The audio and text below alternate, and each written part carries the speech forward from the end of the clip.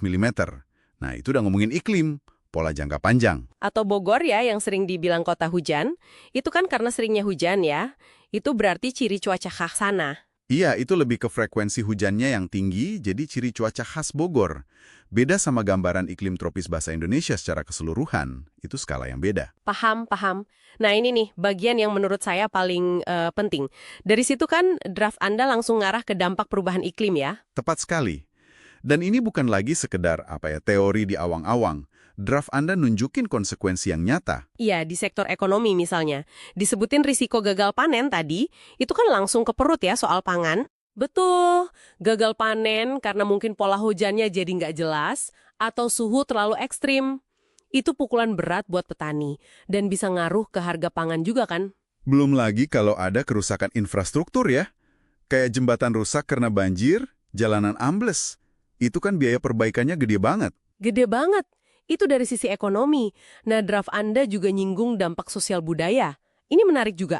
Iya, contohnya soal nelayan itu ya, yang jadi makin susah nebak kondisi laut. Nah, itu dia. Pola angin berubah, arus laut mungkin geser, ikan-ikan jadi pindah tempat. Ini kan bukan cuma soal pendapatan mereka ya. Tapi juga cara hidup mereka ya. Mungkin tradisi melaut yang udah lama jadi keganggu gitu. Bisa jadi, bisa menggeser pola hidup masyarakat pesisir secara keseluruhan. Tatanan sosial yang udah mapan bisa terganggu. Ini serius loh dampaknya. Wah, iya ya. Jadi kalau ditarik benang merahnya nih, perubahan di pola jangka panjang iklim itu, biarpun kelihatannya pelan, efeknya bisa merembet kemana-mana ya. Banget. Dari urusan makanan di meja, kelancaran kita bepergian, sampai ke tradisi masyarakat nelayan yang tadi Anda sebut. Jauh lebih rumit daripada sekedar mikirin besok cerah atau hujan. Jadi kesimpulannya apa nih dari bedah draft Anda ini?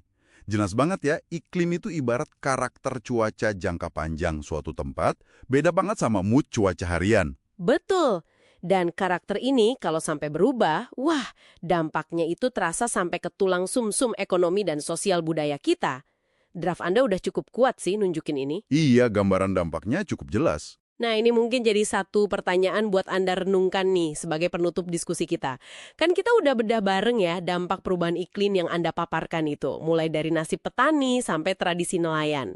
Gimana kira-kira pemahaman soal bedanya cuaca sesaat sama iklim jangka panjang ini ngubah cara Anda nyerna informasi lingkungan sehari-hari? Misalnya nih, kalau Anda baca berita soal banjir bandang yang kok kayaknya makin sering, atau kekeringan panjang di suatu daerah, atau musim yang rasanya geser. Apakah sekarang Anda jadi ngelihatnya sedikit beda? Mungkin sambil mikir, wah jangan-jangan ini bagian dari pola jangka panjang yang lagi berubah ya. Gimana menurut Anda?